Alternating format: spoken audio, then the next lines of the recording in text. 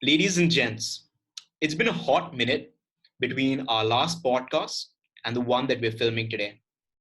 And trust me, it could have been a lot longer. But we had an extremely compelling reason to return. That extremely compelling reason is India's first Mills and Boon author, Milan Vohra. Milan, welcome to Say Your Piece with AD. And I hope we can have a amazing conversation that not only enlightens but entertains all our viewers. So no pressure, because the fifth podcast can only happen should this one run smoothly and is successful. So no pressure at all. Welcome, Milan. How are you? Yeah. Considering that I've told you how tech unsavvy I am, and I'm so nervous only because of the fact that you wanted to do this on video. I'd have been perfectly happy to sit with my lockdown look and have an audio recording. But so very happy to be here, and thank you for giving me a reason to get into shape. Trust me, the lockdown look that you're speaking of was one that I was looking at right in the mirror just 30 minutes ago. So I was completely unshaven. I was wearing some dreadful clothes. But as soon as I knew that the clock ticked 9 and we were half an hour away from our podcast, I rushed into the bathroom, shaved, absolutely, shaved off everything that existed and wore a decent t shirt. So hopefully, we're all set for this podcast. So off late, Milan, I've been watching a lot of science fiction. All right, and we have a wide array of topics that the science fiction deals with: time travel, space travel, aliens. But to be completely honest, I feel like we're living in the middle of a science fiction novel or in the middle of a science fiction movie. Correct? Who would have imagined 3 months ago we'd all be staring at each other through our screens rather than having face to face conversations? Well, not you and me personally, because we're divided by miles of sea or ocean. But what are your thoughts on what's happening around the world right Well, actually, it's really thrown me in a funk. So I guess each one is reacting differently, and there's no one size fits all. now? But I can't understand how anybody is making sense of it. I find that till I've made sense of it in a internalized way, I can't actually create anything because I just as you said, that what we're living in is Black Mirror-ish, or it's bizarre. So how much more bizarre do you want to make it? Would anybody want to read it? So I ask myself, would I want to be reminded of these times if things were even to be normal? Do I want to be reminded of it? Even now there are movies which are based on you know any other virus or pandemic, and I don't want to go there. I started and I'm freaked out I'm quite because it's surprised. too real.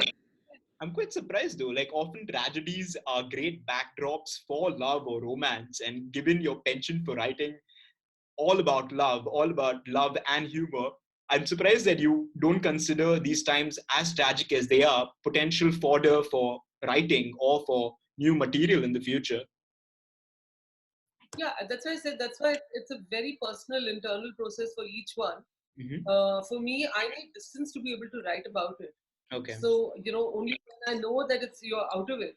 Hmm. It's like if you're in the middle of the sea, then you don't want to be looking at things that are reminding you of the Titanic, or I remember when I was a kid, there was a movie that impacted me a lot, which is called The Poseidon Adventure. Right. Which was again about a ship that was going to sink, and the whole rescue operation. It was like any of those disaster movies, Right. and it left such a huge impact. But you were living in very secure times. But Mhm. if you were imagine if you were seeing it while you were living through it, I wouldn't want to. Absolutely. I mean, that's quite understandable. But I mean, perhaps as we see all around the world, there are different safety measures and precautions being taken. So hopefully, in due time, we'll return to some sense of normalcy, and all the suffering, all the tragedy that we see around the world will subside. So here's wishing all our viewers, all our listeners around the world, safety, happiness wherever they are, and hopefully we can all meet each other in person rather than communicate through video chat or through any other application available on our mobile or laptop devices. Um, Absolutely, I and suppose, I'd say send out a prayer to everybody out there who is suffering or struggling in their own ways, because the enormity of it has shaken all of us. I mean, we're reading about it all the time. That's it just it I think that the immediate need is just to pray that we can get through these, hopefully, months, or maybe if we're lucky, maybe a year or two. Absolutely. I mean, I know it's a difficult segue, but I suppose this could be a happy distraction for a lot of people. So hopefully, this is a happy distraction for a lot of people. So on that note, perhaps I want to talk about you and ask you to say your piece. So I'm going to help you along the way, of course, to put the puzzle pieces together. But Milan, like I spoke about looking at myself in the mirror, and pardon my arrogance and lack of humility, but I feel like I'm looking at myself in the mirror right now. And the reason why I'm saying this is because while researching about your past, while trying to get to know you through secondary sources, I found out that you were an avid debater in high school as well as in university. And as someone who is in love with that sport, who has debated for the past 8 years of his life, I couldn't be more pleased about my future prospects given how your career panned out. So perhaps could you tell me a little more about your days as a debater and perhaps what value that added to your life? Initially, I think my mom pushed me to it. Okay. It was first year college. There were a lot of those freshers things that were happening, and I don't think I debated in school. I used to be fond of writing all the time, Mm-hmm. but I think in school I had kind of been very everything was inward, and there was no attempt at trying to participate in other competitive things for sure. And Mm-hmm. maybe it was all also about the board years and all that. So around my year as a fresher in Delhi University, I think my mom said, "Why don't you take part in this and take part in that?" So I took part in a lot of things, including singing, and I was booed off the stage, because I was so nervous and quite off key also. So, but debating, I think my mom, in fact, I can't remember the topic, but my mom even Your debating days and what value that added to your life. And I can't wait to chip in. So please continue. Tell us more about your debating days. helped me write, literally like a script. It wasn't just points and whatever. The first debate that I ever took part in, she helped me script.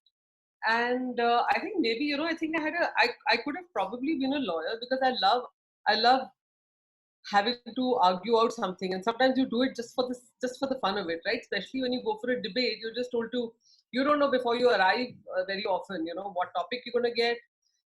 Sometimes you know the topic, but you don't know if you'll be for or against or whatever, so you, in your head, you already started arguing out Right. and counter arguing.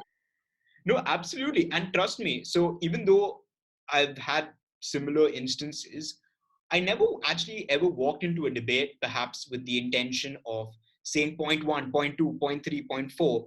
I'm always sort of adopted this style where I'm telling the audience a story, right? And through that story, convincing them of my side of the argument or my side of the motion. And I feel my love for stories or my love for any form of literature comes from that idea of telling a compelling story, right? Like by the end of that story, you have to be sold onto these characters, whether they're gray, black, white, whatever be it, right? And that's how I approach debating as well. Was it something similar for you as well? So, Fascinated that you have brought this thing up, because I have never thought about it in so many years. But now that you have, I'm seeing that it has actually shaped the way I write, mhm. because I am a plotter. So I would always go to a debate with, I mean, the script would go off. The script was only initially when you wanted to, know what your beginning or end, or whatever, at least to have something there to make it Right. interesting or impactful, or depending on how you wanted to leave them. And then I would always have a couple of bullet points. And so often, initially I was just debating for money, because I was constantly trying to fund, extra coffees and going out, with friends and things like that. And pocket money never was enough. I'm going So to I subtly would do. ask you. I'm going to subtly ask you. So, by the end of it, did you make a lot of money for coffee? Because the answer will reveal how often you won. I think you should ask my husband stroke boyfriend then, because I funded all our coffees. He just about paid for his cigarettes. I paid for all our coffees. I paid for us to all go out, to yeah, the those days you went to discos, not clubs. So Absolutely. but And I would go anytime there was a festival. If I knew random some North Campus college that I had never heard of, also, they have a festival on, and you would go, because you know that even if a cash prize was like $200, it was okay. You got into one, university special, went there, made points on the way, and then you landed up and did it. But the whole thing was, I think, it really, now I see it played such an important role in being able to structure my thoughts. Mhm, So the story that you were telling had to have some sort of a structure, something that you were leading to. mhm, So there mhm. was always the beginning, middle, and end. Right. You No, know, absolutely. Yeah. And I often ended with a quote, right? So to lay in my well, I absolute. hated quotes. No, I found it very boring. I thought it was a lazy person's approach. thank you for subtly insulting me, Milan. Like, I mean, all my years of debating, this seems to But Maafi. have. So, No, but I uh, did them also lazy. I mean, there were times when I was lazy and you were lazy, and there were times when you didn't need the quote. yeah. The time I used quotes were in exams, when I had to write papers and you had to fill up sheets. Oh, that's when I wrote the most stories, by the way. I did my own quotes, and I just say, as an eminent historian has said, and then put a quote out there. I'd often quote songs that I'd heard before because they make for like great motivational speeches. So yeah, but I mean, as much as I'd like to keep on Great talking or lessons debating, and trust me, I can go on and on. Perhaps just for the number of years that. Where did you do your debating? Where? Which place? So I actually was fortunate enough to debate both in India as well as Singapore. So in high school, I competed under this banner of World Schools Debating Championships, where a bunch of us, say around 50 or 100, would compete to earn one amongst five spots to represent India in the World Debating Championships. And once I transitioned to university in Singapore, I debated for my university, which is Singapore Management University, and competed all around Asia. So it was quite a fun experience. I mean, by the end of it, I enjoyed it more for the trips or at the free trips that the university sponsored than the actual debating. But it still has a huge place in my heart. So, I mean, I was so happy to actually find out or witness this revelation that you had debating to thank for all your writing and all the beautiful pieces of literature you've created over the years. The second similarity, Milan, by the way, that we both share is I'm not sure whether it's in love, but definitely a huge interest in marketing and advertising. So my two university majors were marketing as well as psychology.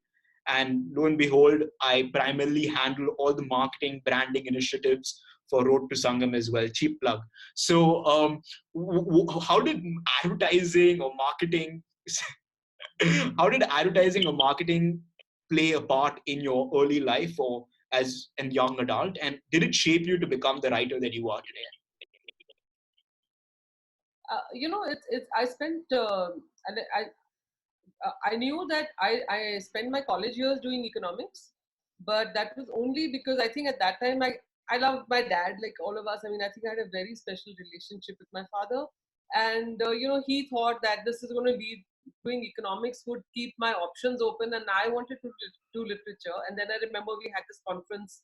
We had actually gone to Buddha Jayanti Park or something like that, and they called a family friend along, who was in marketing. I think he used to head Dabur at the time, just advised me. And that uncle said, but keep your doors open, you can do MBA after economics, you can do all that. So I was working towards things, but I was not excited about them. Mm-hmm.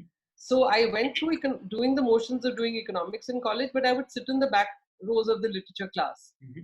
And because I didn't have to read everything that they did. I didn't end up reading all the compulsory reading, but I'd pick and choose and read whatever I felt like, in addition to trying to struggle with the way universities are, or were at least, in India. So but by the time I finished, and then I wrote some of the entrance exams for MBAs, I got admission to a couple of places. It was Funds were always an issue. So I got into the London School of Economics, and I didn't get funding.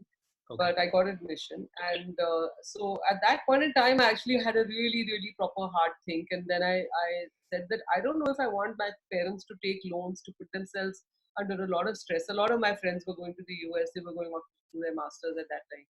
And I just realized that this was ridiculous. And I was also in love, with my boyfriend. And so all the things together, but primarily because I had this very major independence streak, and that has continued till today. I can't spend unless I've earned it. So so that's when I said no. Actually, I was very keen on. I realized that I was very keen on advertising, and by then I'd met a few people and discovered there is something called copywriting. So I Yeah. went into IMC with a very clear idea that I want to be a copywriter, because at that time, fiction writing was never. I mean, now you're seeing kids. I just read of a kid who's written books at 11. I've had people. I've had some young teenagers come up and hand me their books that they have self published also. There are publishers who are also publishing.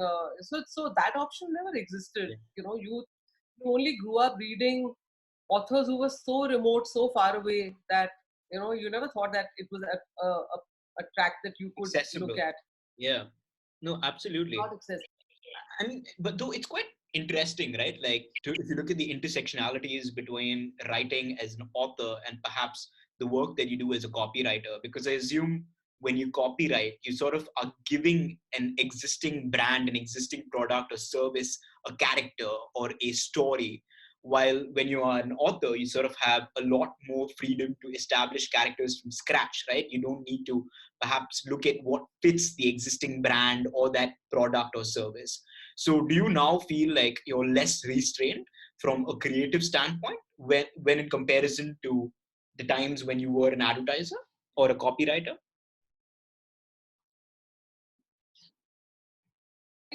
Does is it teaches you, first of all, always. I mean, people have used this word called insights. I'm sure you've come across it a million times. It's irritating, but it's also, I mean, the fact is, if somebody does it well, that can become very important.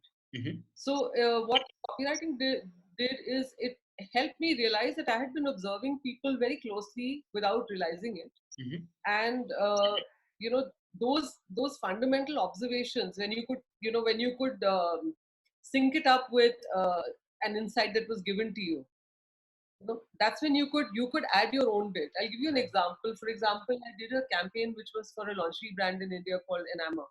Okay. And uh, and when that came to me, the brief came to me, it was me as a consultant and as a freelancer, um, pitching against a lot of the big agencies. Okay. And at that time, I remember reading something in that brief which talked about no woman is ever actually happy with her body. I don't know if it's also true of men, but definitely, that one statement just leapt up, and I could relate to it. I said, this is really something that I think that is what the campaign should be based on. And there were other things in the brief that I didn't agree with, but that's the fun of what you do. And if you have a good client, you interact, and you can arrive at it. But then I could then finally arrive at films which were then taking that aspect of the fact that if you're not happy with your body, when are you not happy with your body? Mm. The biggest discomfort level is when you're outside. At home, people are hanging around in their kaftans or their whatever or their shorts, and Plus, it doesn't matter so much. plus, we Huh? always feel a lot more beautiful looking at our own mirror in our own bedroom, posing, pouting. So I suppose it's only when you leave the comfort of your bedroom do you actually realize that there are more eyes on you. I don't agree. I think I'm critical constantly, and I don't know, most women I know at least are like that. You're always like seriously wondering what is wrong with us. Everything is magnified. Yeah. Instagram doesn't help. Hmm. So for example, so I was saying that the campaign that came out was because of the fact that you had observed people and you could connect it up with a brief. Mhm, But mhm. then what it does is that it's always constrained by the fact that like you're lucky these days if you can even do a 30-second film. Right. Most of the time you're doing 15 or 20 seconds. So the story that you've got to tell has got to be compressed. It's a little like writing short fiction for those who are. You I was reading a whole lot of short fiction last night that I was asked to be on a jury of. And the challenge of trying to tell a whole story, build character, and say everything in the space of say 100 words is a totally different ball game. No, that So that makes. yeah, but they all of it are very very useful. I think the observational skills that you perhaps had to display had a lot to do with also you identifying interesting characters in your own life and perhaps using that as fodder for creating characters within the books or the literature that you produced over the years, which is again like an interesting topic of conversation, right? Because I suppose when you come up with a great idea or if you witness a very interesting character and you decide that you're going to pen something down based on your observations, how often do you actually find yourself wondering if what you thought is exactly translated onto paper and whether that translation is something that you're happy with? Because I suppose a lot of budding writers, a lot of budding poets for that matter, or anyone that's involved with literature faces that dissonance between what they think, imagine, and then finally put down onto paper. So perhaps you can talk to us about some of those struggles and how you overcame them in some capacity. I used to wonder about this a lot. How should you at all borrow from life? Should you be writing about anything which is coming out of your own life? I remember this was one year when I was at JLF and I was listening to a session where there was this author, very famous author called Howard Jacobson, who's written a book called The Finkler Question. And I remember somebody asked him, the same thing. And I remember, I don't know the words, I don't remember the words exactly, but the gist of what he was saying was that, you know, what you write is always going to be your version of a story, of the truth, even if you are writing from your what you believe to be truth. Mhm. He gave the example of, say, somebody dumps somebody. You have the dumper and you have the dumpy. You know, and their versions of the story are going to be completely different. So he said that you don't worry because the real story is actually something else, right? It's all of those versions and there's something else that perhaps we don't even know. So you don't worry about any of that. You just write your version of things if you want to, and that is fiction. It is fiction. Absolutely. I think that makes a lot of sense, right? And I feel a lot of people get caught up in the idea of how it sounds. Is it truthful enough? Is it reflective of actual events? Or is it exactly the creation you thought it ought to be? But I suppose at the end of the day, truth is also not something which is black and white.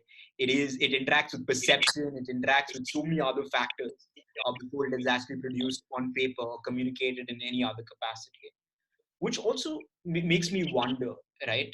What role does literature then play in shaping societal beliefs? Since, in a way, it is a reflection of society, it is a vehicle to carry real stories, carry truths of different people in different capacities.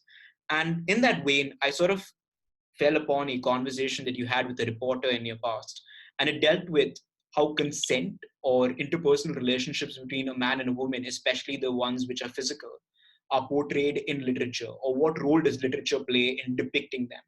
Last year, we had this huge media storm around this one movie called Kabir Singh and its treatment of women. And So this has been an age I old. didn't see it because everything I heard was so off-putting. But I just saw Thappad. Sorry, Milan, I didn't catch that. Can you repeat that? I haven't seen Kabir Singh because of everything I heard about it, and I didn't want to. Right. Nothing. No, I Yeah, mean, nothing. again, we're not here to perhaps make judgments of whether or not the movie did justice in terms of depicting such relationships. But the point I'm trying to make here is that I feel literature has some part to play in terms of determining what constitutes good or bad interpersonal relationships. I mean, of course, you don't need to talk about only things which are right, but when things are wrong and you perhaps write about them or showcase them in the form of film, it has to be clear to the viewer in some capacity that this is not ideally how things should play out in society. Do you feel that burden or pressure while actually writing about relationships, writing about love, writing about these human interactions that we have on a day-to-day basis?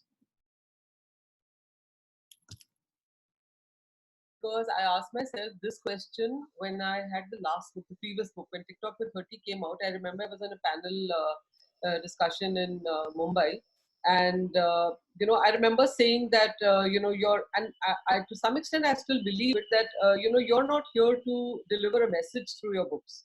Hmm. You're here to tell a convincing story, and you've got to be true to your characters, Right. right? So so that is something that I do still believe. But I also, I think even then and now, I'd say that if at all I was looking at something which is as important, let's say, as things like consent, those are things that, if at all, if you got a scene that, let's say, that consent hasn't been sought, Hmm. then somewhere you need to show a play out. You need to show that there was a repercussion, even if it wasn't your main story. Hmm. You Hmm. know, so I think that you owe that to yourself, even as a woman, and secondly as a writer, and then to your readers, Hmm. to make sure that that was not an oversight. No, absolutely. Um, Yeah. but in our song, for example, it was very clearly something that I wanted to do. I wanted to make sure that when sex happens, it is consensual, and it is not, there is no confusion Gender role. about it. No It's gender role as well, right? Because I feel a lot of literature or a lot of media that we consume has the man initiating sex, or it's portrayed that it's the man who wants or desires sex. But I suppose that's a notion that you challenge in our song, where, in fact, I'm sorry if I'm revealing too much, you can stop me whenever. maybe we get people to read it. That's always a good thing. So, like, in fact, the protagonist, or one of the two protagonists, who is a female, Ragini in this case, initiates that sexual, um, I wouldn't say sexual experience, perhaps, in within that book itself, right? So it perhaps breaks that notion that, sorry? Call it initiates intimacy. Let's just put it Intimacy, like that. absolutely. And I think it's important for women or men both to realize that sex or any form of intimacy is something to do with the pleasures of both genders and not just one. And I feel beyond consent, that's also something that literature or movies or any form of communication can achieve. So kudos to you for doing that to the capacity of your book. Finally, like, perhaps a last point in this discussion or this discourse. I feel when we talk about consent, it can't simply be from the standpoint of black and white, that it's as simple as a yes or a no, right? Because if you hear about what's happening in the US when it comes to campus rape culture, where perhaps consent is argued to be on a spectrum, it's so much more important to understand how that exchange takes place. What is consent, even in an unspoken form or format? And is that something that you actually think about when you pen in a scene with Andy and Ragini in the capacity that you did in your book, or in future novels that you're probably going to write? So, as you said, that the the whole thing about whether it's campus, the whole campus culture where people believe, that, I mean, the arguments, I've been reading a lot about them, whether is there a different norm? Is there something where a guy believes that a woman's led him on? That all of that is, at the end of the day, at any point in time, if any of the partners, and I'm saying this with fairness to both genders, if at any point in time the person says no, Mhm. no, even if it is a whisper, even if it is, vehement or whatever it is, that's it. That is where it needs to end. And Absolutely. it cannot be something that is debated. But I Mhm. think that it's also, something which, when you, like, that's why I think that's where fiction and literature makes, it important for us to be woven into a story, because nobody likes being preached at. Absolutely. So the same message is also told via other art forms. It's told via public messages. It's told via documentary films, and it's coming at you through so many different kind of narratives. Mhm. And I think that's the important thing, that if you build a scene where, let's say, something is happening, let's say that there is an attraction that's happening, or there is a setup, a person is heartbroken and they're at a bar and they're getting drunk, and there are people who are hanging around there on the fringes, as I see that, so often. If you are out on a weekend, you're going to see people who are there and for various reasons are handling themselves differently. Mhm. And there are also people who can be predatory, who are hanging around waiting for that. The point is, you can have any kind of setup that you've created in your story, Mhm. Right. and for that reader to be able to identify with one or the other of those situations, Mhm. and then to be able to recognize that what happened was right or wrong. And this is one of the few things, I don't like to get into moral issues. There are so many different moral issues that people have very strong views on. um, but consent, I don't think is that is non-negotiable and not debatable at all. You and me as debaters can say that is something that, however you tell it, the person should, at the end of the day, the reader should be able to take a very there's a very clear takeaway about Mhm. what happened was right. That, Absolutely. you know No, I that think if she that said no, whatever, no, I think tell you. absolutely that is perhaps the minimum expectation that you should have with someone who, to be completely honest, should be granted any form of creative liberty that that person should be having in the first place. That no matter what you portray in the capacity of a book or in the capacity of a movie or a short story, you have to make it clear that what's happened is right or wrong, or whether or not it is something that should be tolerated, even if the character has no repercussions. Because, of course, you can't have every narrative to end in a happy note. Sometimes the author or the writer should be given the creative license to perhaps end it on a more morose or a more melancholic note, if possible. But at the same time, it is the responsibility of the writer or the creator to make the readers or the viewers believe what is right or what is wrong, or what has taken place is right or wrong. So I think that's a point that's well made, Milan. I think it's a great segue to also talk about how you get inspirations based on whatever occurrences that happen in your life, or based on whatever people that you meet. And I think one of the inspirations that you've spoken about is this 2009 anthem that you were producing for a big pharma brand that resulted in the masterpiece that I'm in the middle of enjoying. To be completely honest with you, I'm somewhere in the middle of the book right now, which is our Okay, song. okay. So if you, I'm right in the Okay. middle, and I think it's a good time for me to shout out a recommendation for all our viewers to pick it up, because I'm definitely compelled to finish the book, and I'm sure you will be as well. So can you tell us more about this anthem, about for this big pharma company of all companies that led to our song? Yeah, I mean, again, I think these are those lovely, serendipitous things that happen where, you are in a moment, and somewhere that spot, which is literally the genesis of, of a book.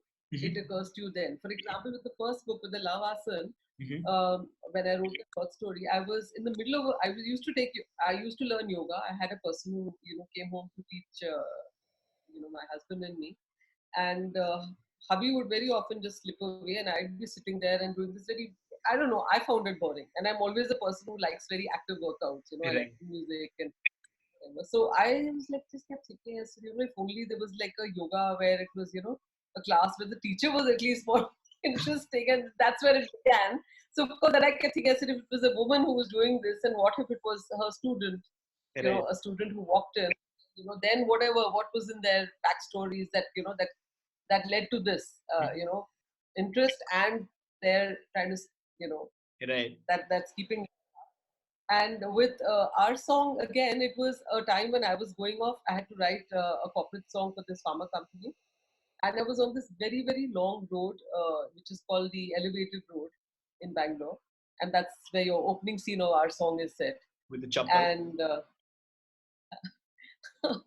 and yeah, so none of that happened. But I was on that road, and the road was just endless.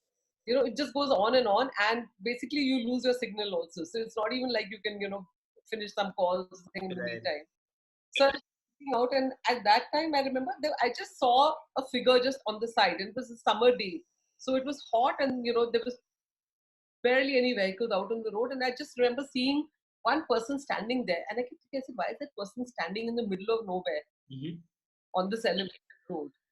And then, of course, I had started thinking that what if there was this girl, and then her vehicle had broken down, and then she was standing there, and then from behind comes, and then while I was writing the scene, it kept growing. Her Absolutely. because she's from music background. She's like looking below. She's imagining the whole thing, like one, the game music that you hear.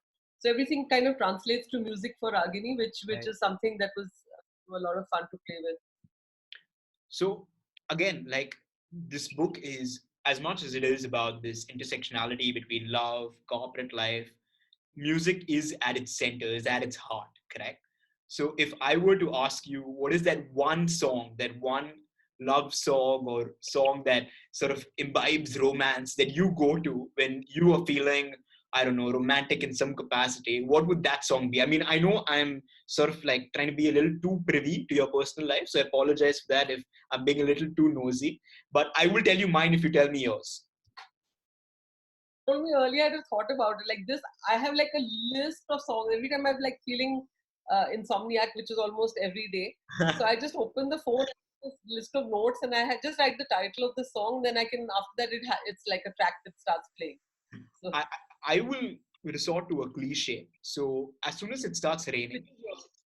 so the rain is an extremely important ingredient in this experience. I run down the kitchen, make myself a cup of nice masala tea, order in a few samosas, have that. Definitely one of my on my list because masala tea and like magic words. So again, that's another similarity between the two of us. So we have to have masala tea. So masala tea, samosa or singhada, as I like to call it, as a good Marwadi boy. Uh, and in the back, yeah, in the backdrop, I have "Can't Help Falling in Love with You." I know it's a cliche. I know Presley is sort of like the go-to man when it comes to love and romance, but you just can't go wrong with, "Can't Help Falling in Love with You." So that's my go-to song. Yeah. Give me a minute, give me a pause, and I'll tell you. I, Then you can patch. I can give you options. Which You have Frank Sinatra, you have Dean Martin. no, no, no. I trying to think of there was something that was in Kareeb Kareeb Single Single. What was that song? Have you seen that movie Kareeb Kareeb Single Single? I haven't. I mean, it's that Irfan Khan. It Is is that my go-to movie. okay? Wow. It's Okay. got who's a film star from Kerala Mhm. and Irfan Khan. It's such a lovely movie. I Give have me a to. minute, I'll tell you. Sure, sure. Are So we on pause? no, no. We can continue talking as you think about that song. Perhaps I could now go on one of my famous or infamous rants as you're thinking about that one song that you play at night while you're dealing with your insomnia. So, I mean, the one thing that I go to as the comfort food of reading is mystery fiction. I've grown up on Agatha Christie, I've grown up on David Balducci, and these are some of my favorite writers. And the reason why I haven't picked up a romance novel, or for that matter, a humor slash romance novel, what you're famous for, is because I feel as an Indian, I'm consuming so much content in the romance genre in the form of films, in the form of television shows, because that seems to be the hot topic of conversation or the hot topic of discourse, correct? So how is romance different from the what you see on the screen to the books that we read, to the books that you write? Uh, I think one of the good things that started happening in terms of romance that you see in other content, like on in series and things like that, is that a long time ago it got more real. Okay. A All right. long time ago, and the viewers accepted very regular guys with say everyday kind of jobs. Somebody working in an office. It's a I mean, complete. all the Amol Palekar films. I mean, I'm saying I grew up on Rishikesh Mukherjee, those kind of films where the hero was. It could be even somebody living in one little pokey room in Bombay with all the family. What was that film? Uh, One Boki room. Gharonda? No, Is this from the I'm forgetting. 70s? Sometime around then. And Okay. and so I'm saying that a lot of cinema and series have completely made it very still very acceptable and rewarding Mhm. to have regular everyday people as protagonists. Absolutely. But in books, in romance there was still for the large part there was still a lot of this, slightly larger than life kind of hero at least, Mm-hmm. No, and they absolutely. were almost infallible, and that's only changed in the last few years. And I feel a book perhaps allows characters to be a lot more relatable. You get to find out a lot more about their lives, about their backstories than you do in a film, right?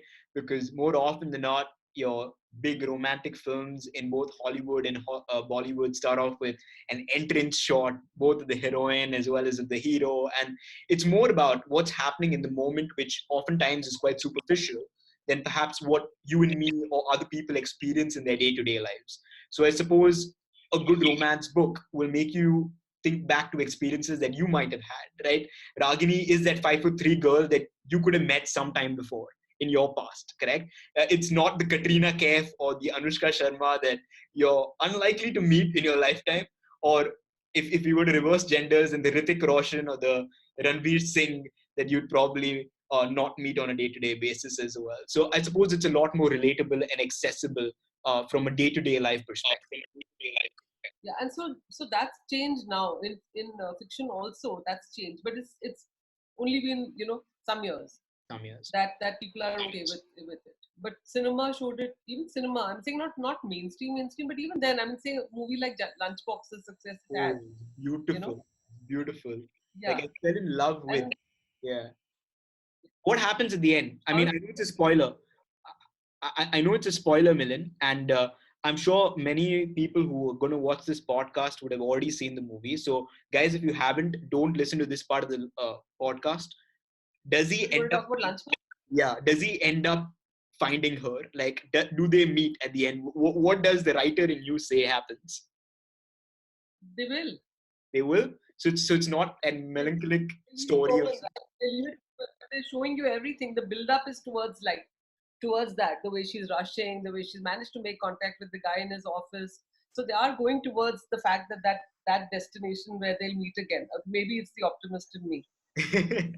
But are you someone who could leave viewers sort of, in that spot where they get to decide what happens next? Is that something that you'd ever take up as a literary device? I don't think so. I mean, not in a novel. No, no. In short stories, yes. Okay. In short stories, in fact, there is a series that I've been working on where there are a lot of open endings. Okay. That entire series has open endings. Fair point. So have we managed to give you enough time to think about that one song? So, well, I like this song. I don't know if you remember which was called "Fir Le Aaya Dil." Fir le You aaya know dil. it? Ooh, I love it. Fir le aaya. I don't want to sing it and ruin it. Yeah. क्या कीजिए Amazing. It's from Barfi. Yeah, it's lovely. But I was trying to remember what it was. But Yeah. there's another beautiful song in Ashiyan. It's Ashiyan in Barfi. Ashiyan. uh, That's also but a this is I remember I was at a festival where Rekha Bhattwaj was doing a session and she sang this and wow. it was just amazing. The variations that she kept doing at the time itself, it's just amazing. So with One can fall in love with the singer so easily. You can just sit there and be mesmerized. absolutely, and honestly speaking, I can sit here and continue this conversation for hours, but I'm going to also take note of the fact that our viewers might be in the middle of their commute when they listen to this, and so I also have to take account for time. So as much as I hate doing sort of a assigning towards the last section of our conversation, we are going to have more conversation in the future if you pick up my calls. But for now, for this conversation, I'm going to end on two notes. One, I have sort of this hot take segment where I want to react quickly to some of the things I throw your way. So maybe in just a word or a few words, don't take too much time thinking about this. And finally, I want to hear something from our song. Like I've read quite a bit of it, but just to give viewers sort of a trailer to the movie, which is our song. By the way, guys, speaking of movies, cheap plug, TikTok 30, maybe a feature film soon. I mean, I hope I'm not revealing too much. I'm sorry we I lost you. hope so. All right. So here goes your take on these five topics, right? Quick answers. Books to movies. What's your take on If you love a book, don't see the movie. it? Made that mistake too many times. Love Ajkal. No pun intended. Uh-huh.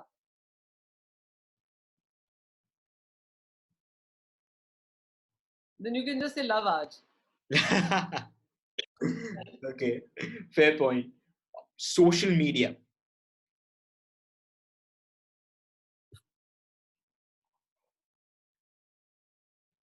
Addictive. Addictive. By the way, your social media game is on point. So it should come with statutory warnings, like cigarette packs do.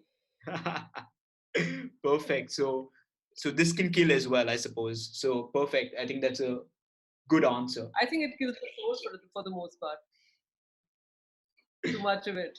Absolutely, absolutely. The irony is right there in front of Make you. it feel Yeah. What about romance in India?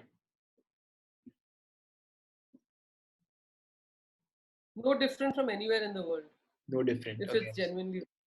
Okay. Perfect. So true love is true love everywhere. TikTok 30. Who are the actors of your choice to play the characters of your book? Oh man. I was thinking that the cast of Zindagi Na Milegi Dobara and Dil Dhadakne Do would do quite a good job. Well, I mean, Dil Dhadakne Do had quite a lot of pretentious stuff in it also. Correct, fair It's point. But okay. there are some talented actors there. Well, Farhan Akhtar, everybody's heartthrob. I mean, you can't go wrong casting him somewhere. Fair point. So I never thought that he might be a good Nishad.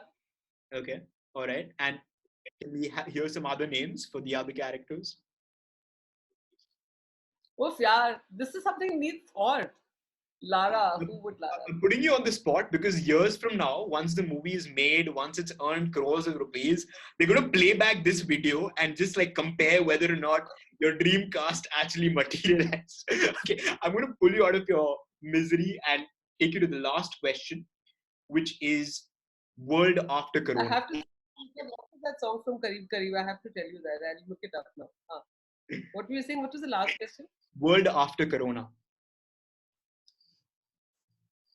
What's my take? Yep.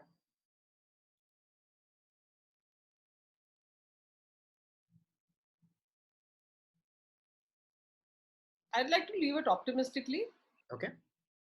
All right. and leave it on a note where somewhere compassion awakens in people. Mm-hmm. We actually realize that we actually have lots to share. So it becomes something maybe fundamental can change as a result of this. Absolutely. And definitely learn. So I want to look at it in a positive way and say that maybe we learn and realize that we were able to do with much less. Mm-hmm. Maybe the fact that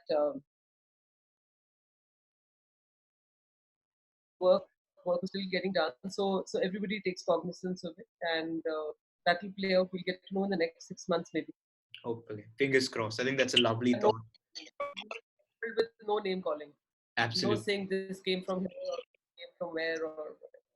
Absolutely. No, I think, and we sort of put this out even as a post on Road to Sangam, cheap plug, by the way, Instagram, My Road to Sangam, where it sort of made us realize that irrespective of our nationality, irrespective of our race, caste, gender, this is something that made us realize that we're all in this together, right? That the entire world, humanity as a whole, is at the end of the day one unit because we suffer from the same things. We have the same experiences. Of course, our privilege and the resources that we have helps us deal with such atrocities or such tough times differently. But at the end of the day, we are all suffering from the same problem. So it sort of creates this belief in humanity in general. And I think your thought about compassion is the second best way of ending this podcast or this discussion. Second best, because we've saved the best for last, which is a few lines from our song to entice readers if they're already not enticed based off just this amazing conversation. I'm boasting it on my own accord that we've already had. So Milan, could you just share with us a few lines from our Sure. song? So thank you for your your kind words. I'm really glad that you're not a romance reader and you're enjoying it. And I hope that there will be many more like you who who have had a maybe some sort of a thing in their head about romance. I find that when we started talking about what kind of art is coming out in this period or what is not coming out, but I can say at least in terms of uh, what I hate the word, but I'll just use it like in terms of what do you want at this a time like this? Mhm. I certainly didn't want to read or view movies which were magnifying the situation you're in. So Absolutely. it's always nicer to read something which uplifts you, Mhm. read books which leave you feeling lighter and which still feel real. So like I think that in that way, I mean it's literally I'm so sorry कि अपने मुंह से खुद की तारीफ, but I'm saying that a book like our song can make you do that because it's rooted with characters who are very real with real issues, real problems, but it's a book where you know that there is going to be a happy ending. That's something that I prefer. There are romances of two kinds, right? There's no in between. A romance can always, I believe, only lead to either a happy ending or a tragedy. Otherwise, it hasn't kind of, you know, somewhere middling path doesn't work for me. And our song, I think, will leave you feeling, a little bit lighter and better in this time, particularly because the book is centered around hope. Absolutely. And the main song, I don't know if you've yet come to it, that it's built around is also a song about hope. That was a song that I initially wrote for that pharma company, which wasn't bought. I forgot to say that in the story when we were talking. And that's when I decided that I have to write a book around it. Of course. So yeah, you should So find a section to read. from the book, and it would not be fair if we didn't end with that. So can we please finally have that excerpt that we've been talking and raving about all this while? So I'm going to read something which is pretty early in the book. It's only the second time that Andrew and Ragini have met. And Andrew, at this point in time, has asked that Ragini should come along with him and start seeing the campus of this pharma company that he heads. And they stopped at the cafeteria to quickly have the food that everybody else does. Andrew watched as Ragini pulled out the bunch of semi folded tissues from her bag and laid them out on the table. One hand spooning some lightly spiced curd and rice into her mouth, the other hand shifting around the folded tissues with her scribbled notes, frowning to herself. She seemed to have tuned out the clatter of the serving staff, the buzz of people catching up as they ate, the steady sound of metal serving spoons on metal plates, and the ambient whooshing of the wind at this height. Imagine if one took just two percussion instruments, mridangam or maybe the manjira, or maybe something even lighter. She took a spoon and tapped it on the steel plate. The sound had a long yet flat note. She shook her head and then tapped the other end of the spoon ever so lightly on the edge of the rasam glass. Yeah, much better. Ragini was in a world of her own. Andrew couldn't take his eyes off her. And then she smiled, an enchanted, gentle smile, and broke into a low hum. There were no words as yet, just a melody that she hummed out in a low, sweet voice. Then, just as suddenly as she had started, Ragini snapped out of it and stuck her tongue out at him. Sorry, that kachak kachak thing you guys were discussing back there just started this off. Sorry, I've embarrassed you. Wonderful. I mean, it's sort of like is a slice of life moment, right? That your excerpt just captured, and I feel that's what people need right now: a slice of normal life, a slice of daily experiences that we've been conditioned to. So I know I've already asked for quite a bit, but could we finally end on this one line that you perhaps could summarize the entire book with? I know it's a gigantic task, but that one line that you perhaps can summarize this story with. So I think because music has been such an integral part of the book, and it's also wrapped around all of us going through a lot of experiences in our life, which can often lead to heartbreak, and then again you somehow find the courage to believe again. And the book is around built around hope. And I'm going to leave you with one of the things that Ragini believes, which is, and I'm quoting from the book: people will leave, even the good ones do. The music will stay. Wonderful. Couldn't be a better So note. I'm going to yeah, I'm going to leave you on that thought that at times like this we need to believe in hope, we need to believe in books too. The books and the music will stay. Absolutely. Again, viewers, listeners, all those that are consuming or accessing our podcast or our conversation today, I don't think there's any better note to end this conversation with. Milan, thank you so much for saying your piece with AD. If you guys haven't guessed who AD is by now, and I hope to have many such conversations with you. Thank you so much. I've had a wonderful time chatting with you, and Perfect. a big hello, big everybody at Rutu Sangam. Thank you so much. Thank you. Everyone, have a great night, good morning, good afternoon, good evening, irrespective of when you're watching this. Again, this was Say Your Piece with AD, and the person saying her piece today was Milan Vohra. All right. Okay. Bye bye.